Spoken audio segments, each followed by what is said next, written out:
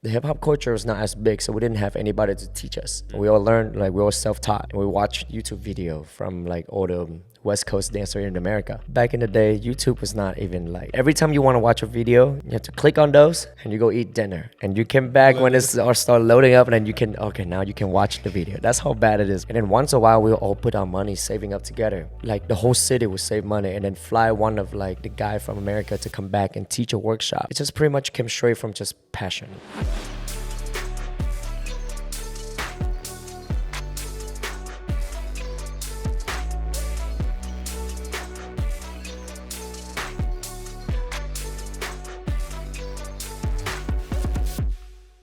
Hello, everyone, and welcome to episode 3 of the Scene Creative Podcast. Today's guest is a great friend and overall inspiring human being. Zen is a choreographer that has performed all over the country, and even since the shooting of this episode, has recently worked with the Red Bull community.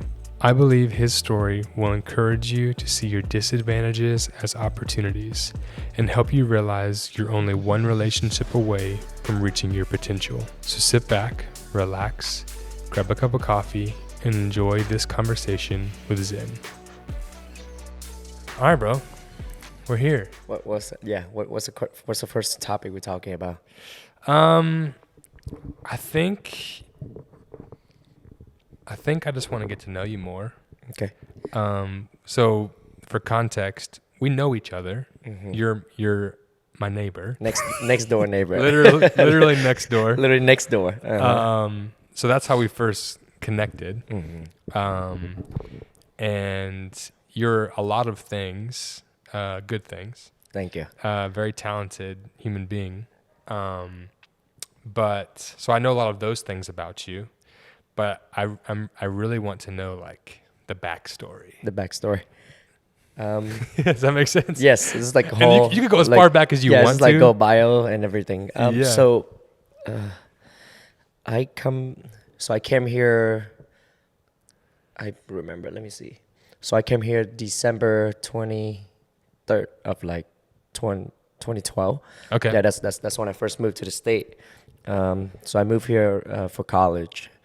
I went to school at MCC Penn Valley. Okay. So yeah, that's when I moved here, December 2012, and then just spent the whole first year here just to learn English because when I first came here, didn't know any English at all. So to clarify, you came straight from Vietnam to Kansas City. To Kansas City. Yes. So like straight from Vietnam in 2012 to Kansas City. So you've only been in the States for 10 years.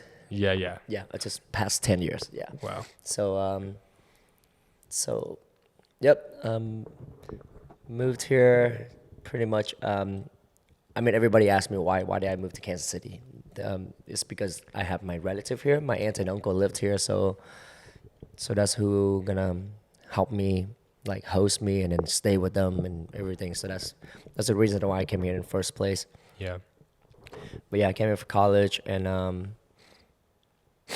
spent the whole first year learning English, and then so at first my major was for business, major. Okay. But I sort of found out how expensive it is to go to, as an international student, to go to school here, and I also found out like how, like, what a business degree, just like it's an associate degree in kind of like art and business, like the value of it. Mm-hmm. And I was like, I'm not gonna spend that much money just to get an associate in art, because we pretty much pay triple compared to everybody Really? else. Yeah. Mm-hmm. And also we got to pay out of pocket. Yeah, we're not allowed to work as an international student. You're not allowed to work in America, and also you have to pay a lot more money. But to be honest, my family was not that wealthy like every other international student. So I pretty much had to work under the table to support schools and then like everything else. So my aunt owned a nail shop. Heck yeah. So when I first moved here, I just you see me go to school during the day and learn English, and then like just go straight to the nail store, like just doing nails, just like doing pedicures and yeah, manicures. just like all the other typical Asian, like yeah, that don't, yeah, That's So awesome. that's what I did for a while, and then like started like work at like Vietnamese restaurant, just to like yeah, just support myself, and then so when I first moved here, it's kind of tough because I didn't have no friends, didn't speak the language, and then I came from I came from a big city in Vietnam, so always busy, and then like always a lot going on. Have a lot of friends, there's a lot of culture, food, and everything, and then moved to Kansas City, like there's like a lot like slower pace, Yeah. and then don't have friends. It's cold outside, like didn't speak pretty much like the culture shock, like the culture shock was like crazy. So it was really tough at first. Yeah. Where was I gonna go with this? I forgot. Yeah, so it was tough. It's just like really different. So the one thing that pretty much keep me going was like dancing.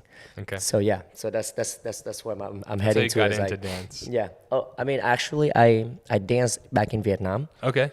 Yeah, I danced like for probably 2 years before that. Okay. But I mean 2 years is really nothing compared to everybody here danced when it was like a little kid. Yeah. So, but that's the only thing I know. Like I didn't have a car either, so I just pretty much just live in my aunt's basement, just go to school, go to work, and have no friend, and then just lock myself in like a basement. And I don't know. It's kind of tough. So all I do is like filming dance video every single day in my little room. Oh my God, this is kind of dorky. This is funny. Hold up, man. I used to reach out to girls. You know, like I was 18 years old. I was like 18, 19. Like I used to reach out to girls and then like just on Instagrams and stuff, and then ask them like, "Hey, what's your favorite song?" and then and then just legit make a dance video. No, you did. And then send it to them. Oh my God, On I swear to you. Like you would DM them the video? Pretty much just DM them like, hey, like, what's your favorite song? And then the next thing you know, like 30 minutes later, just film, just, oh my God, I don't know how I did it, to be honest. Like, it's embarrassing, yeah.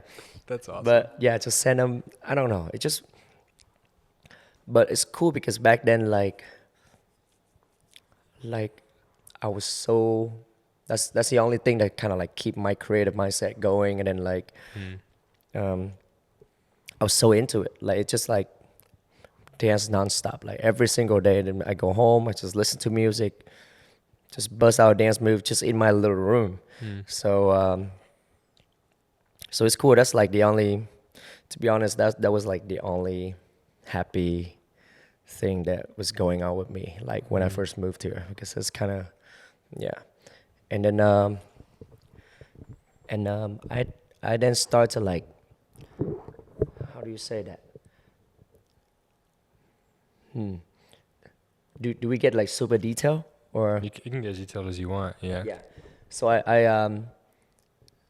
was on Facebook, and I see one of my close friend in Vietnam. She started dating this guy, and he also a dancer, but he lives in America. Yeah, and I was just like, let me check this guy out. Like who's this man that like dating my friend? And then I saw him wear like a Kansas City Chief T-shirt, like in one of his videos. So I'm just like, wait a minute, like that's. I told my friend, I was like, he's from Kansas City because I live here right now. So he's like, yes, my boyfriend actually live in Kansas City. And I was like, that's amazing because I don't have any friends here. And like finally I found my first like connection. Yeah. His name is Fee. He was going to UMKC at the moment, and he really involved with Kansas City dance community.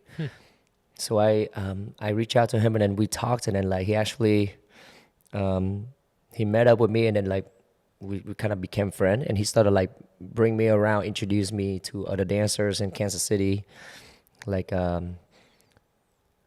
finally had my first friend, kind of like that. He also sneaked me into like a bars in yeah, I was underage, but like he just sneaked me in, and then like to the bars that all the dancers in Kansas City where they meet up, and then like just have DJ, and then like we be just dancing together all night. And then that's how I started. Like that's my first time like kind of like get to know the Kansas City dance scenes, the people, and yeah, It's cool. yeah. So and I don't know. This is just a lot to tell, but Yeah. that's how I first started getting to dancing here. So I started to have friends. I started like connect more with people just from dancing, and then just slowly just get better from there. But to be honest, like without dance, like I don't know how I'm going to like get to know people besides like Yeah. going to schools and stuff. But I don't know, like school is also tough. Like not knowing English and then like being like an international student, being FOBby. FOB is just like a term for people from out of the country. It's like fresh up the boat. Yes, Bobby? FOBby. Yeah, Fresh so off the FOB. Yeah, so that's if you see somebody say FOB, this just mean like that kid look like he's not from here. He's from out of the country. So yeah, he act very foreign, kind of like that. So so yeah. That's crazy. Like pretty much how dance was really How you got connected to people. Well, yeah, no, I guess that was one of the questions I had, because you're someone now, like the Zen that I know knows everybody. Like, like it's hard to imagine you as an international student living in your aunt's basement, not connecting with people. You know what I Yes. mean? Because like the Zen I know literally knows. I mean, we just flipped through this magazine that's a local Kansas City magazine, and you knew like 5 of the guys in there. yes.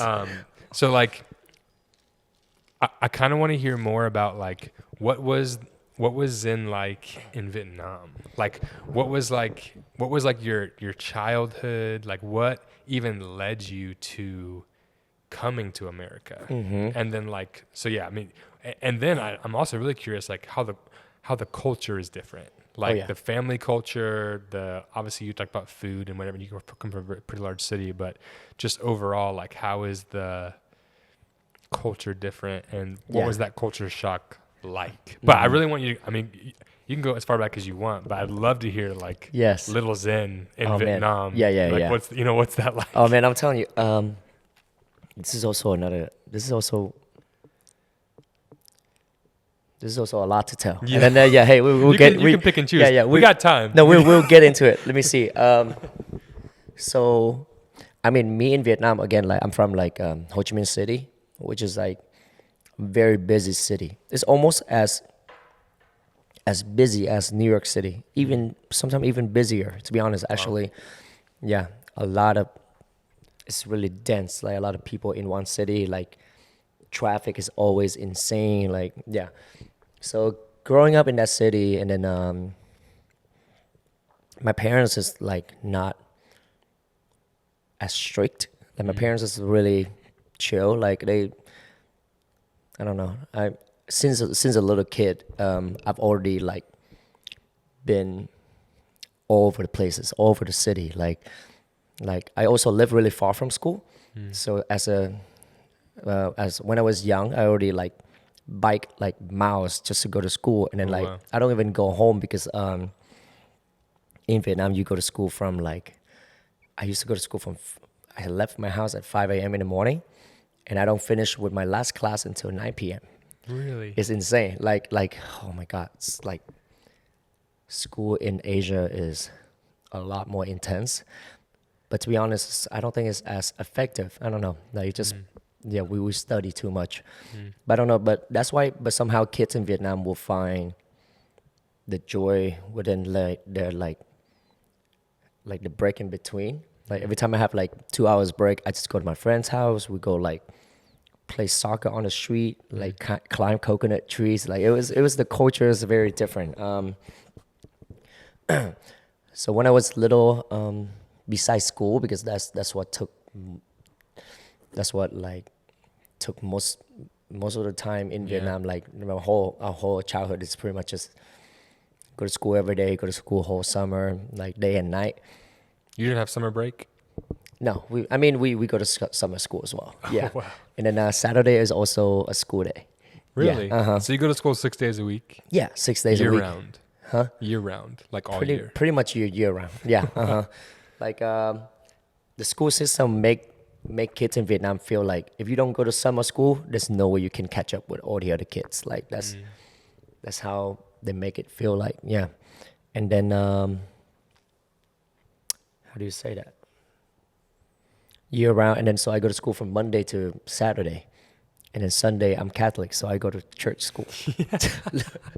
And then church school just not going to church. You actually have to like do Bible study, and then like so there's more homework. Like yeah, it's insane. Like, I actually don't know how I did it, but somehow all the kids in Vietnam did it, and we all do.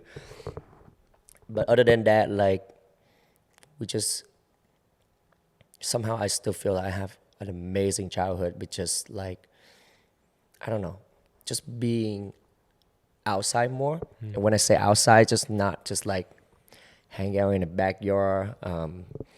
Like we literally go to the countryside, like climb coconut tree. We were jumping bridges, like playing soccer on concrete without no shoes, and then like I don't know. This is a lot of culture, and I think it's like this is kind of like related to being creative. It's like somehow when you don't like when because kids in Vietnam we don't have anything. We don't have computer. Like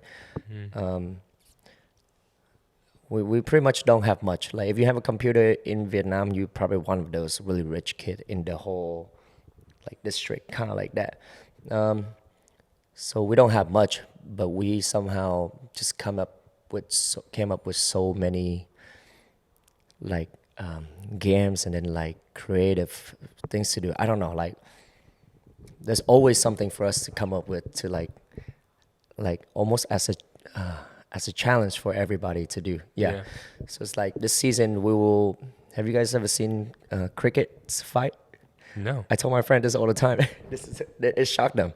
Like the raining season, we will pretty much like go catch crickets, and the female we let them go, and the male we keep them and we train them to pretty much fight each other.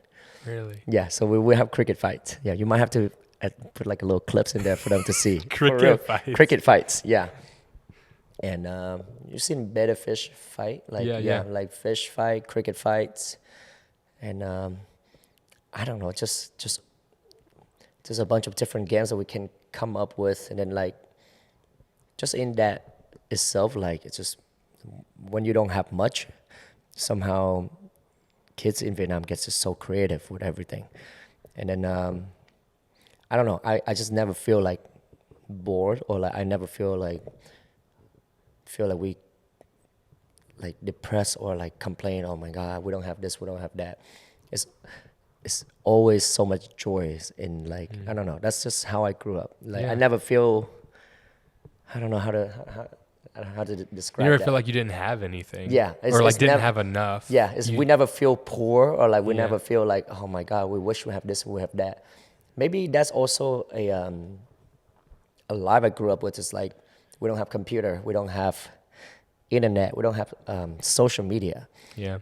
So we actually just live more. Like and then not like not anything else. Just live with everything we have surround us. Like I mean. Yeah, it's real. Yeah, So, there's definitely something about.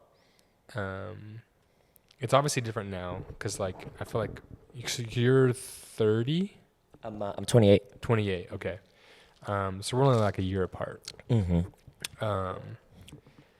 And I feel like we as kids, that jump of like social media and like that, you know, kids having phones at like a really young age, and that's become a little bit normal now. But like we as kids, I feel like we're like right at the edge of millennials. Yes. 'Cause Gen Z is kind of like different. So like I'm technically like I was born in 95. So like I'm technically like on the edge of like the last year of millennial and like the beginning year of Gen Z. When is Gen Z started? I think 96. Oh, either 96 or 97. So like you're right. You know, we're within like a year or two of like the last like that jump. Okay. And I feel like a lot of millennials even though I was, we were at the tail end of it. Yeah. We still didn't really have a lot of access to, even in America, like, I didn't have, like, my first phone was like a little flip phone. Oh yeah. And that was my parents' choice. Like, I'm Mhm. sure there were some people who did have, like, iPhones when they were 12, whatever. Yeah. But I didn't. I got, like, a flip phone, and I didn't have access to any of that, to a smartphone where I had social media, where I had the internet on my Yeah, phone no. until, like, junior, senior year of high school. Yes. And so, but the beautiful thing about that is what you're saying is, like, it was the same thing here, but it was even more so because the culture was still also wildly different in Vietnam. Yeah. But, like, because we didn't have access to it, we were just forced to use our imagination Yeah. It's just it's to just do with what was around you, Yes, right? You're hanging out with friends in the backyard. You're, using a stick and a pine cone to play baseball. You know what I mean? Like, you just do what you have to do to, like, but yeah, you're right. We never felt like, we never had it, so I couldn't ever say that, like, oh, like, I wish I had social media because we didn't know that we were missing it. Yes. But at the same time, like, we didn't even have a house computer. Yeah. So it was like, I didn't even get a laptop until I got to high school, and they issued us one for, like, learning and stuff. Okay. Yeah. So yeah, so I feel like, but what's different now is, like, you have so many Gen Z, and then, after that, the next generation after that, where, like, my kids, right? Yeah. Your guys' future kids, Mm-hmm. where they're going to be completely engulfed Yep. in all of that. I do it. Yeah. Like they, at the same time, the good thing is just they got so much access into everything. Yeah. But at the same time, I do think it could be very, very overwhelmed. And then like, it do have effect on you. It's like, all right, am I good enough or not? Like, yeah, you start to compare a lot more. Yeah. Yeah. So I don't know. I think we're at the perfect time between not having it and then like the rise of the internet, and we also like get to live through that. So like, so they say millennials is like get to experience both. So Yeah. like it's so we kind of understand the balance in between, and then like we understand like how to use it, but how to use it like enough, and then Yes. not overuse it. Yeah. Yeah. Yeah. And I mean, it's real, like, it's scary to think about. Like, it's cool because, like, technology, I'm all for technology. Like, and I'm all for, Yeah. like, advancement and whatever. Like, the last thing I want to be is, like, the 50, 60-year-old guy who's like, back in my day. Yeah, you know never what I mean? Like, 100%. it's like, nobody cares, bro. Yep, You know what I mean? Like, yeah. like, I definitely want to be able to always see the positive Yes. of how technology and everything is. I mean, even when you look at, like, not just even like tech in the sense of like social media and the internet, and now we're on like the the next wave of internet where it's like completely open source. Like, Yeah. that's all coming. It's here basically. It's AI not like, and everything. and then you have AI stuff, and there's just, it's changing very, like, it felt like it's been changing really fast paced, but now it feels like it's getting accelerated even more. And I mean, who knows? But I never want to take the stance of only seeing the negatives, or I always want to see the best. Oh, 100%. And like yes. how it's like helping shape the future, and how we now have it better because of XYZ technology, whatever. 100%. And yeah, I just don't want to be the old guy, Yeah, That's no, like, no, me neither. I love technology. Yeah. So, but somehow like it just, yeah, I never complain about it, to be honest. Yes. But it just like look back, like it's also different. I like For some, sure. but I don't complain about it. But at the same time, I do wish kids nowadays like also get to experience like what I experienced, because sometimes I can talk about this podcast, but like to really live it and then feel it, I was like, to be honest, I don't know how to describe that to my kids. Yeah. Like all I can tell is story, but I was like, but I don't know if my future kid will be able to like just being creative and then like Yeah. understand what it's like to not have a phone, and then like just to really I don't know. It's kind of like a country kid, just be part with the nature, and then like you gotta force it to play with crickets, Yeah. like sticks and stuff. Yeah. So so that's why I say it's a beautiful thing of like being born in the time that I was born, and then like get to experience both. Yeah. The cool thing in Vietnam too is like it's not like we don't have computer or internet. It's not like we don't have access.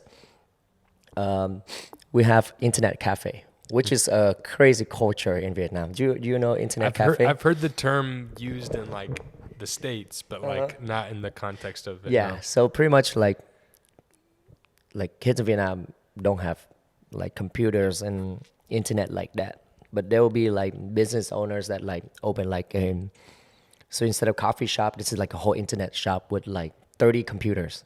Yeah, and they all connected, and then so you pay for hours. If you pay a certain dollars, you'll be sitting down like you get 20 minutes or like an hour or like and then you get to play whatever it is.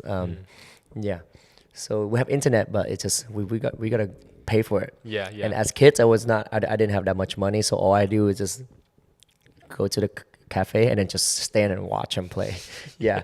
And sometimes like some older guys that has money, and like playing games in Vietnam, like you have to build your character. I don't know how like those games that like you pick their but you gotta like work your way up. But like some guy literally live in there, like so they just like work on pretty much like build their characters and stuff all day. Wow. And I'm just like walk around watching them, and then just wait for some guy to like, hey, can you watch my computer real quick? I gotta go home and eat. So I'll be excited. I'll be like, yeah. So I literally sometimes I just standing in the internet cafe, just watching people, and wait for somebody to tell me that like, hey, can you take over for me? And then like I need to go use the bathroom or something. Like but I don't know. It's just cool. So the internet cafe was also like a big culture in Vietnam, and it still is. Yeah, we have internet cafe, we have PlayStation cafe. Really? So like everybody go, and then like there's a bunch of TV and PlayStation that everybody just sit and then but all they play is just FIFA. Like Vietnamese. Fun. The only thing Vietnamese people play is literally just like FIFA, like That's football, soccer. But yeah, what else do we talk about? Yeah, I mean, Like the culture. yeah, I'm really curious to hear like, Has everything been going well so far? yeah, Yeah. what's cool is obviously our upbringings and like childhoods like shape who we are like as adults. But like from what I've seen from you, it totally makes sense, because it's like you're obviously still in the process of getting citizenship and all that kind of stuff. So you just hustle. Yes. You know what I mean? Like, Yeah.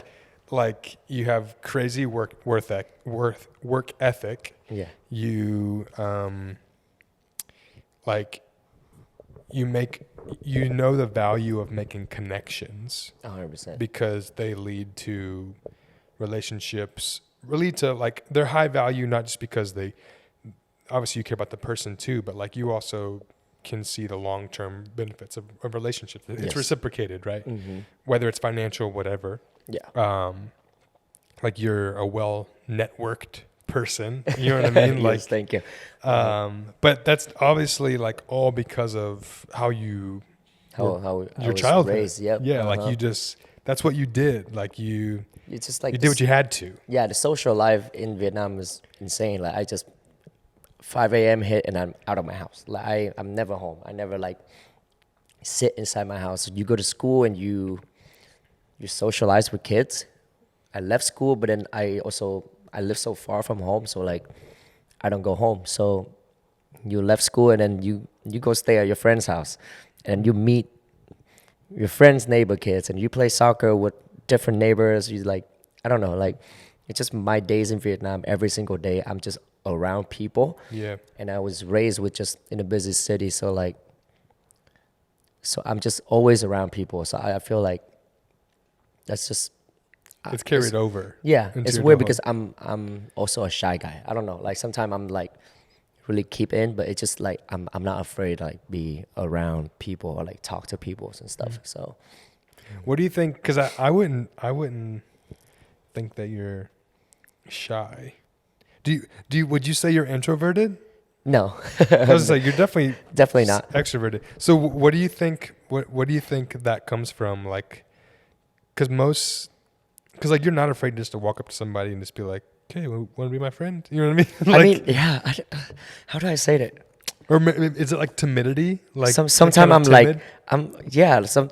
How do you describe this? It's like I love being around people, but like, but at the same time, I'm still have that like shyness in me. How do you say that? For example, like I could never pick up girls. Okay. Like yeah. Like when I first came here, and then like my friend was like, just go up, talk to them. Like I don't know, something in me. I'm super nervous of like just walk up, and then like start a conversation with like a completely strangers. Yes, it's kind of like that. But if we have like a mutual connections, and then like yeah, there's a topic like yeah, but how do you say that? When I first moved here, I used to watch a lot of like prank video Okay. of like people just prank people on the street, and I was like, just to kind of like get that confidence that I was like, man, I can't do that. If they just go like random walk up, talk to like random people, it's like Yeah. yeah. But somehow I just can never do that. I don't know how to. No, that makes Yeah. sense. So, but I love being around people. Yeah. Yeah, but You're always around people. yeah, I think I'm just afraid to be embarrassed. Like, how do you say that? I can't find a word for it. So There you I'm go. I'm shy, but at the same time I'm like a super extrovert. Yeah. Like I'm not like a super confident guy. That's yeah. So like extrovert, but still like kind of like reserved at the same time. Yeah, I can't describe that. No, but- that makes sense. No, that makes sense. Okay, let's get into like. So you got you got into dance in Vietnam. Mhm. You said you did it for 2 Like years. 2 years. I started around like 2010. Yeah. So what was that like? What made you start that? What was it like doing it there? Okay. Well, now it's story time. A lot of story. Yeah. So when I was in the last year of when I was ninth grade, middle school. So one day I was just walking home from school, and then I saw my friend walked out with like because we go to school so much, we always in uniform.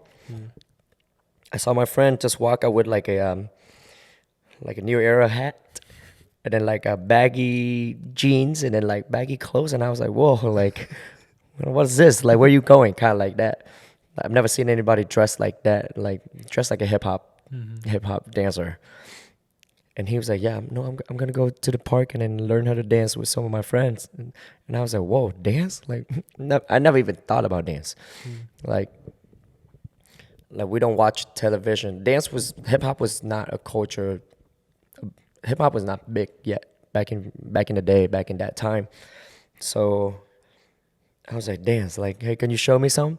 And he just turned on like a robot song on his like flip phone, and he just do like a couple like hip hop like a robot move. Yeah. And I was like mind blew, and I was like, holy cow, like that looks amazing. So I literally told him, I was like, can I come with you? So that night he took me to the park, and then like just all the people dressed just like him, and then like they all like practice in the park under like a light. Like we don't have a studios and stuff in back in the day, so we just gather together, pretty much like street dance. Like they gather on the street, and then they learn how to do it together.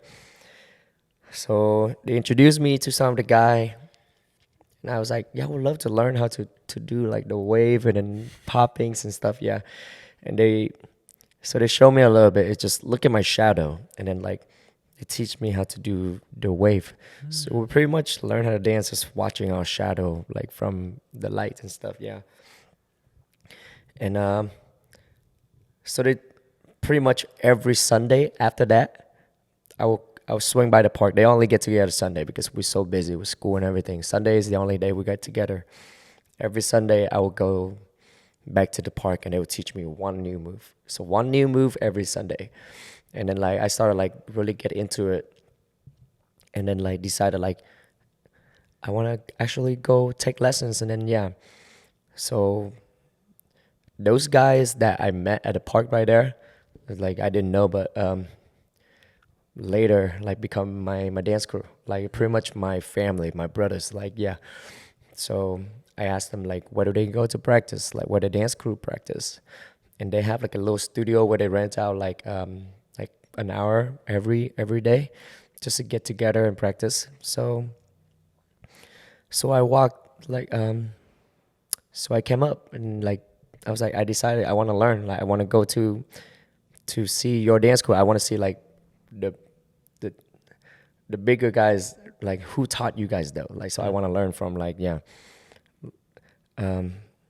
So I came to the studio one day and I was so scared.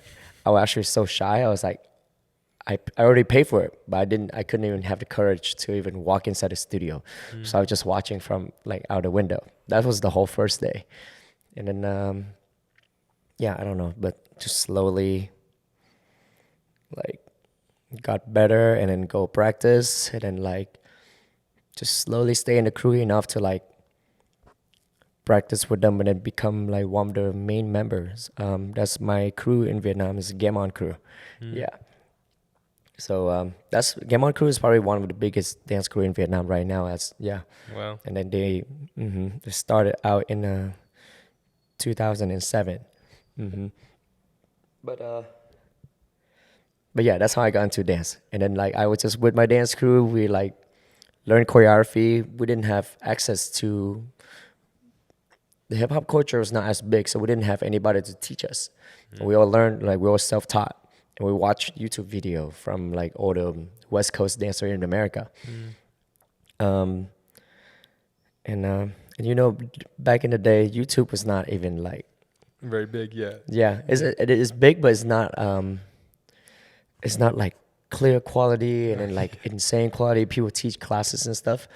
Like the best quality you can watch is 360. What is it? 360p, really? Yeah. Uh-huh. Not even like 720? Oh no. Like yeah, back when the flip phone like yeah, we yeah. still used the flip phone. So yeah. And then every time you want to watch a video, you have to click on those and you go eat dinner. And you come back when it's or start loading up, and then you can now you can watch the video. That's how bad it is back in the day. So we don't have much resources. And then once in a while, we'll all put our money saving up together. And like the whole city will save money and then fly one of like the guy from America to come back and teach a workshop. Wow. And then, yeah, so it just pretty much came straight from just passion. Like it's just something that we have together because we all go to different schools and stuff, but it's just like we all like this kind of art a lot, and then it's just something to keep us going every day. It's like we're starting to become really close, that we're like almost like a family. We see each other every day after school, and then yeah, so that's how I got into dance back in Vietnam. That's cool. And then I only get to dance with my crew for probably 2 years. Yeah, somehow that 2 years seems like forever though. Yeah, 2 years, 2.5 years, and then when I turned 18 is that when I got a news. I got accepted into Penn Valley here, and then yeah, that's when I left. And you came here. Yeah, I haven't seen them since then. That's crazy. It's crazy. So you Yeah. haven't been back to Vietnam? No, I have not been back yet. You can't go back, right? Because if you go back, you can't get back in to the Yeah. States.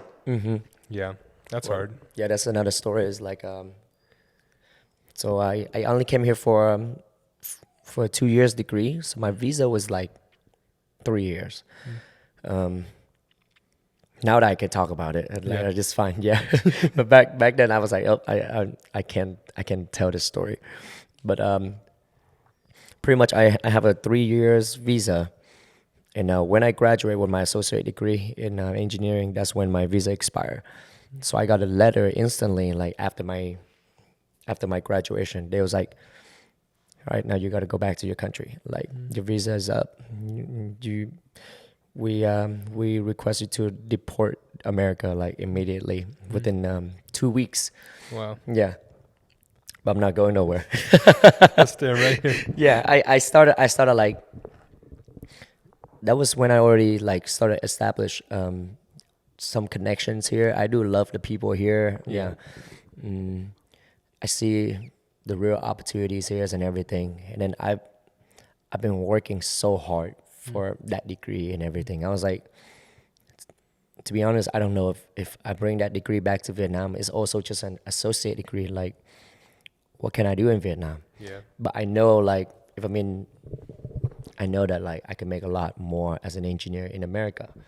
And then it just, I don't know, just the opportunity here is so much more. Like, yeah, so I was like, I'm not coming over here busting my ass working under the table doing nails and then like just so now I'm going back to my country. I was like, no, I just my life just started here. So like, yeah. So I didn't leave. Yeah. So for how many years? For probably 6 years, 6 or 7 years, I would just stay under the radar, like work under the table, like still living my life and then connect with people, actually learn from people. But me living here in America for the past since 2017, yeah, I was like under the radar. I was like scared when I got pulled over by the cops. I was like, oh man, like yeah. I can't imagine. Uh-huh. Yeah, and it's but at the same time like it didn't really stop me. It, like I didn't like I sometimes I complain about it as a joke. I'll be like, yeah, I wish I have American citizen. I wish I can go to work and get paid a lot more like just like everybody else. But then at the same time I was like it's never stopped me from working. Like Yeah. hey, I still be able to find jobs, 3 or 4 different jobs if I could. Like yeah, I don't care, but like I do believe that like as long as you have that work ethic and then like you're willing to go to work, there will always be job for you. Like yeah, this. So That's yeah. good. That's good. No, that's great. So you're now doing. We can go talk more about like dance stuff. So, Okay. I mean, you've been doing. You teach classes for students, Yes, I like teach. teaching choreography and teaching dance and stuff. Yeah, I teach at a couple of different dance schools around Kansas City. Yeah. So So that's what you've been doing. You've been doing that for a couple of years, right? yeah, I've been doing that for I would say 7 years. Wow. Yeah, it's just started out. I was helping to sub for one of my friend out of town, and I was subbing for just one of his class. That was still my English was still not as good. It's like I was just like, yeah, have to write out everything. I don't know. Yeah, just subbing for him, and then like they ended up like really like the class. And then later on, actually, like a couple months later, they offer me two different classes. Yeah, of like teaching like just the little kids because my friends started like get really busy with that dance school. So yeah, I started out like just teach 2 classes a week, like just for like little babies. Like so that was when I really got into it. Yeah.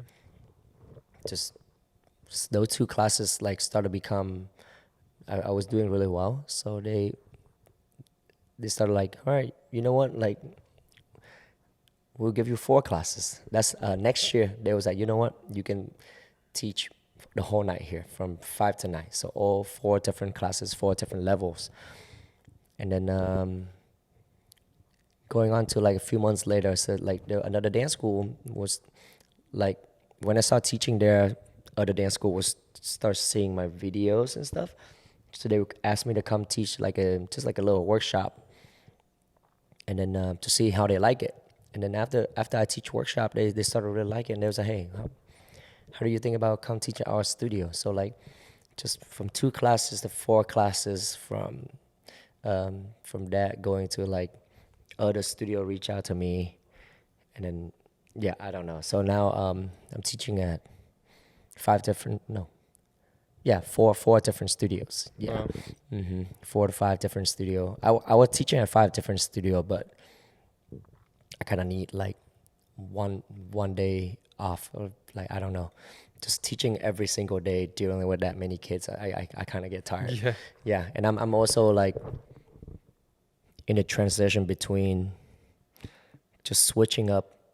That's what we're gonna talk about, switching up from like teaching so much to like slow it down, so I don't get burned out. Like, is it burned out or burnt out? Either one. Yeah. Burn.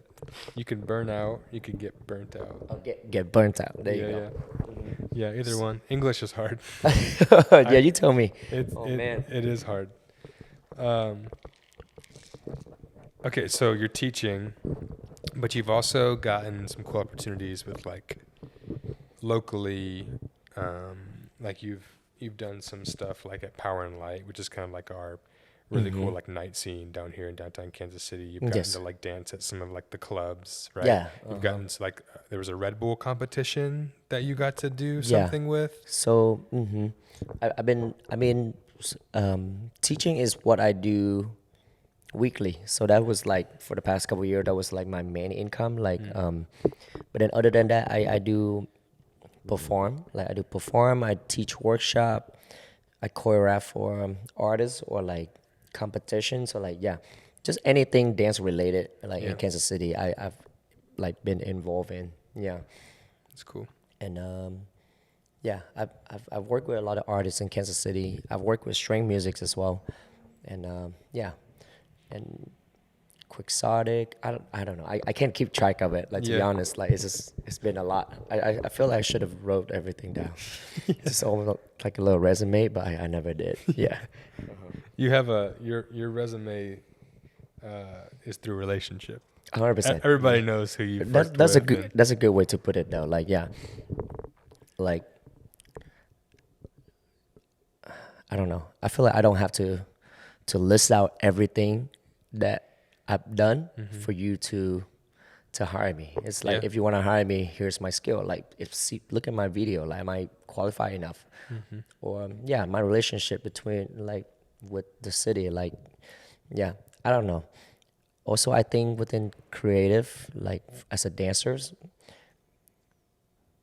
I mean, it's probably good to have a resume to work with like some huge like artists like in LA's or something, but no, I believe that like having good connections, like that could be your resume. I don't know. For sure. Yeah. No, definitely.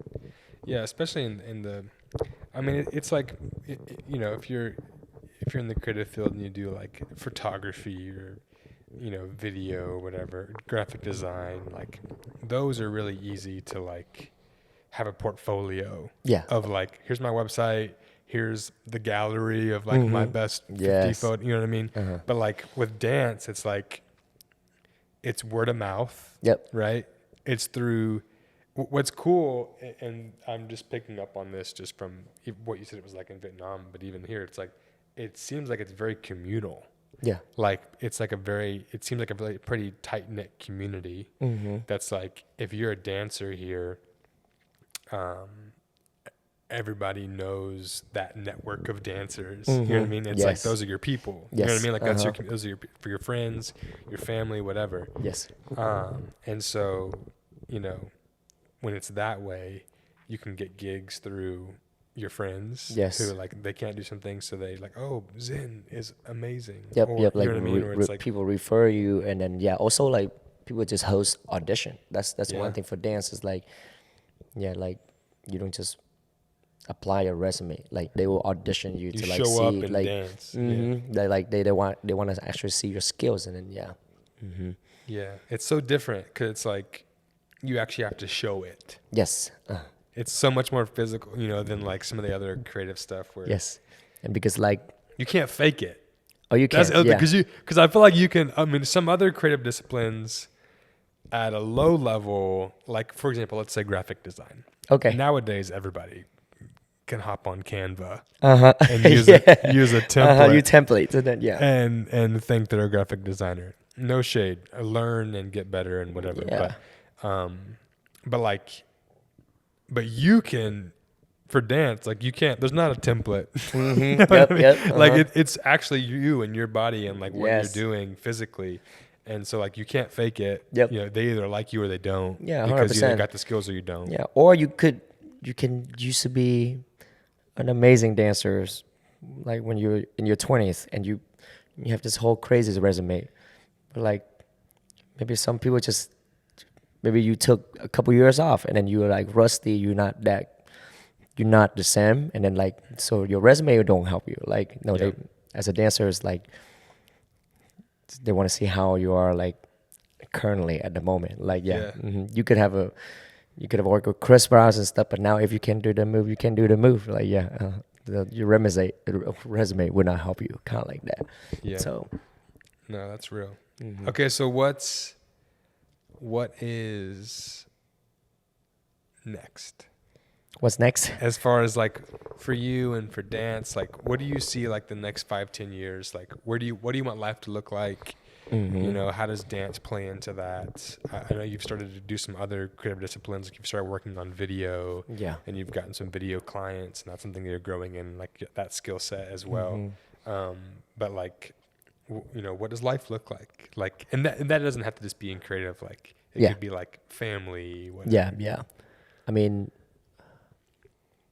now it's just like I just started like in a transition into like the next big stage of my life, which is like applying for green card, and then we just, yeah. So that's just been something I've been waiting for years, Yeah. since the 10 years. Yeah. So this will be the next big step that like will change my whole life. Like, yeah, like all the opportunities that I used to not have. Now this could be the next chapter. Like now I will have the same opportunity just like everybody else. So like, yeah. So it's gonna be a lot. Yeah. Yeah. And then I'm also kind of overwhelmed about it. I'm not sure what I'm gonna do yet. It's just so much options. So Yeah, so many things you could many do. options. Yeah. Yeah. And then that's one thing about me is like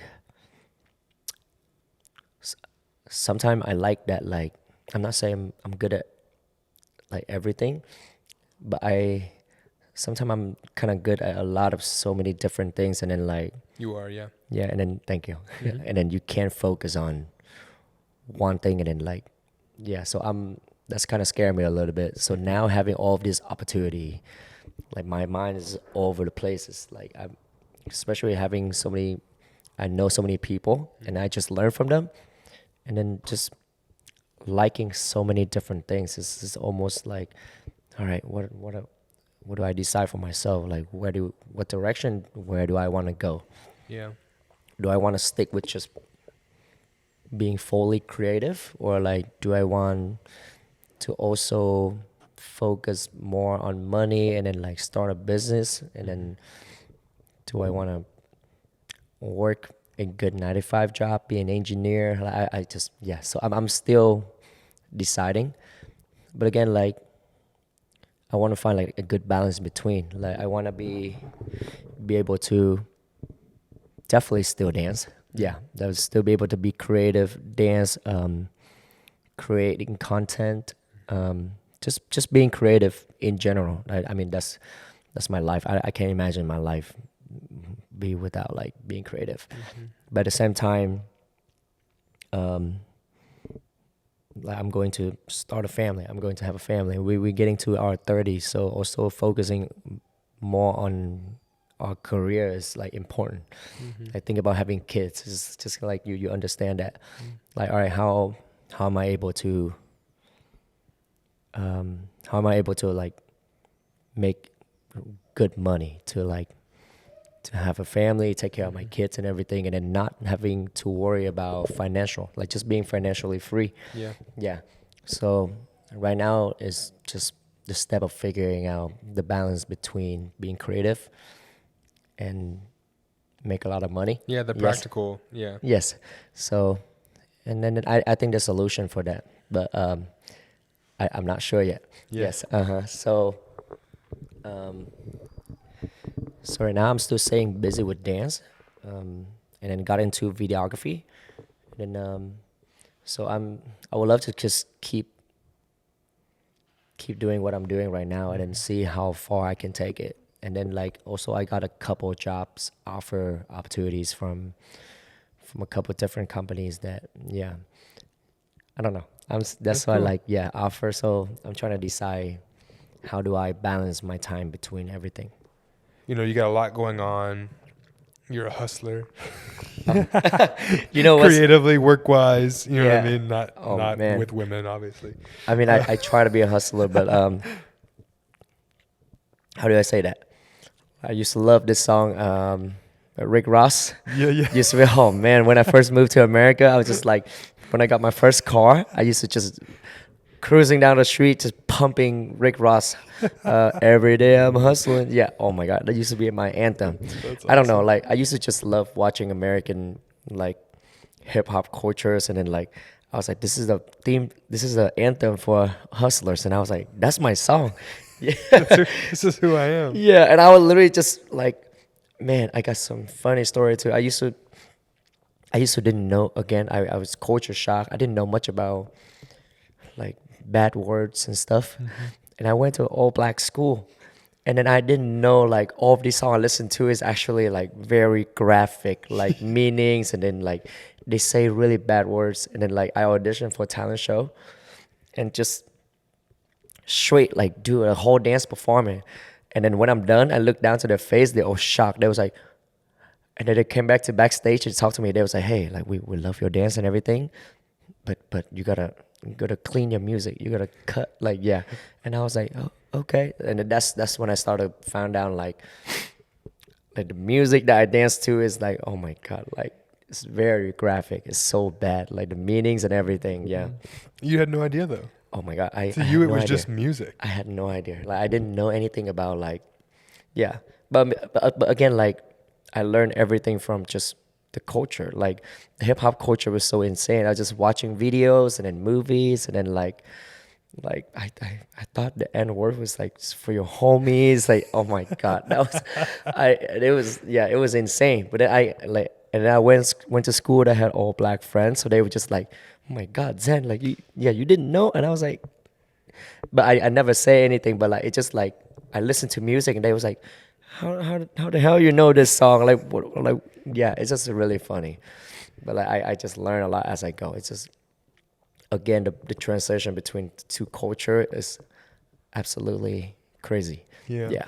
But again, like I have felt nothing but so welcome from the community and everybody here. That's why I'm still here. That's why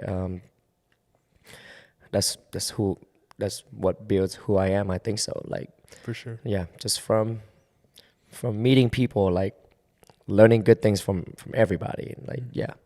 So That's cool. I don't know why we just talk about that. But oh yeah, you were saying I'm a hustler. That's why Yeah. that song came up. I still love that Every song. day I'm hustling.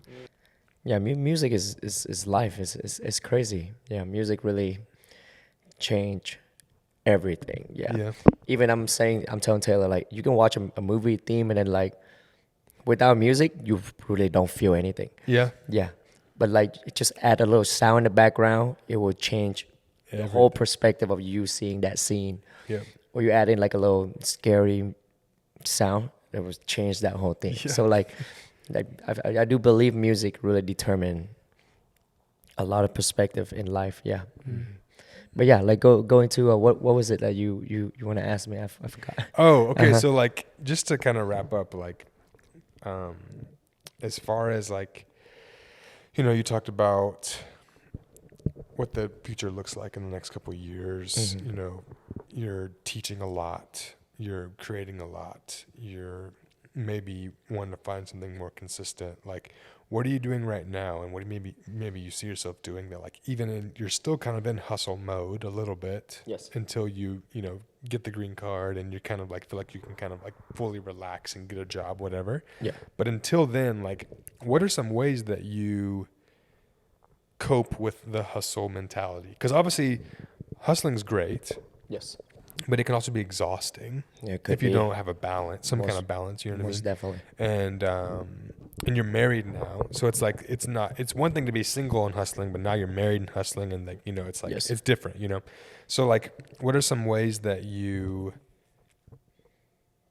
have rhythms of, you know, what does that look like for you, on how you try and like cope with that and maintain some healthiness in your schedule? Practically, it could be perspective, whatever that is for you. Yeah. So go back a little bit to teaching. It's like right now I'm teaching every single day, and teaching at 4 or 5 different dance school every day. So like I do feel burnt out. I do get burnt out a little bit, and just like it started to become your job. You know, like you just also like teaching is not just about dancing. Like it's actually more about teaching than actual dancing. So as a dancer, I don't know. My goal is I I will like slow down on teaching a little bit, and then how do I say that? I will slow down teaching. So I would still love to be able to like share my dance and then teach, but not like every single day just travel to different school and do that. And then yeah, I still want to teach, but not as much. I want to focus on myself as a dancer. So I want to like start create more for me, and then for the audience, for the community, for the people that I want to get my art to reach. Yeah, and I also want to start traveling a little bit more, because and then like I miss just being hungry. I don't know, like I want to start traveling more, and then like work with professional dancers all around the world in America, just to find the motivations. Yeah, teaching here is just like I feel like I'm just so stuck in Kansas City. Yeah. Yeah, like I do a lot in Kansas City, but like I never get to get out more. Yeah. So Be inspired. yeah, it's just be inspired. Like now I'm just like I see the same people. I teach the same dance. Like just I'm getting tired. I don't feel motivated. I started like get to the point that I sometimes I don't like doing it. Yeah. So that's why when I'm out and then people was like, Zen, go dance, and I was like, no, I've been dancing all day. I don't. It's become a job. Yeah, it's literally become a Yeah. job, and then like I need to be inspired. I need to go work people that I want to work with. I need to do something different within the dance scenes besides teaching. Yeah. So so I want to be a student again sometime. Like yeah, Yeah. instead of just be a teacher, I wanna learn. I wanna like see dance from other people perspective instead of always from me, because right now like all I do is just give mine. So like I want to go even just sit down having a talk with other dancers, and then like learn about them, and then yeah, I don't know.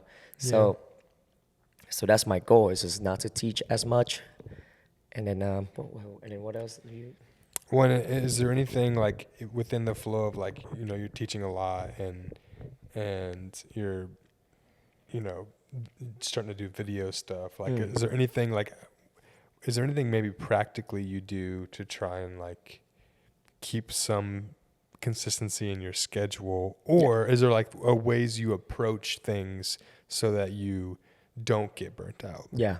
So that's one thing that I want to do, just to don't get burnt out. I also want to like just to start create more differently, especially with now that I kind of get into video a little bit. Like I want to focus on like incorporating videos and videography and dance. Yeah. So like just do things like differently, like being creative within my own creative, like within my own art, and then yeah, I want to start like just the reason why I got a camera is because like every time I listen to a song driving to work, all I see is just like a movie going in my head.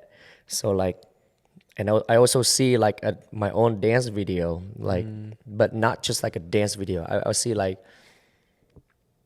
a whole movie. So like, I want to start like create more of like the content so people watch me dance, but not just dance. It's like, oh, that's cool. That's a cool dance move. I want people to feel more. So pretty much just telling story, incorporate between videography and dance, and then like just tell my story, or like not just mine. I would love even work to like I would even love to work with other dancers and then like tell their story. I don't know, just connect more emotionally within my art, and yeah, and then just do things different than just going to work, going to teach dance classes and like every single day. Yeah. And then at the same time have time for myself, and then I don't know, just a balance in between with everything. So, but what I want to do right now is I would love to travel more.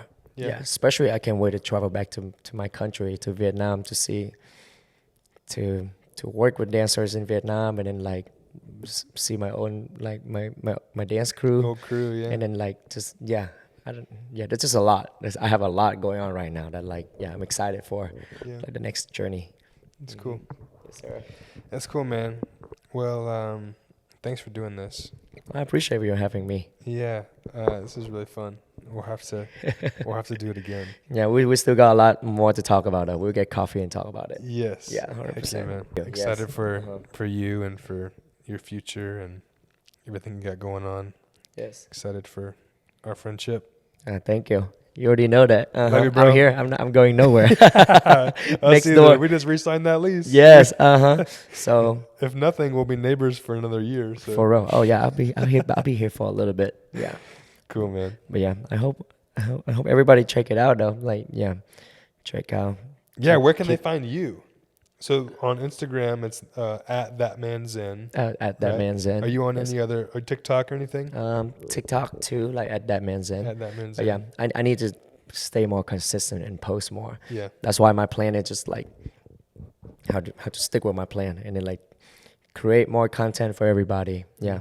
But no, you guys check him out. Like make sure you watch all of Noah's content. Thanks. Yeah. Man. But thanks, bro. But hey, thanks for having me, man. Yeah, bro. Appreciate you. Much love, brother. Yes, sir. Thank you for joining me for episode 3 of the Scene Creative podcast.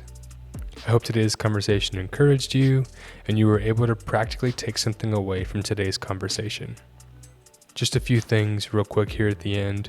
One, if you're watching on YouTube, go ahead and leave a comment down below. What was the most impactful thing that you took away from today? If you're listening to the audio version on Spotify or Apple Podcast or Google Podcast, if you could leave us a review on the platform you're listening on, that'd be really helpful. And one thing I'm really excited for that's coming up here in the next few weeks is a Discord community.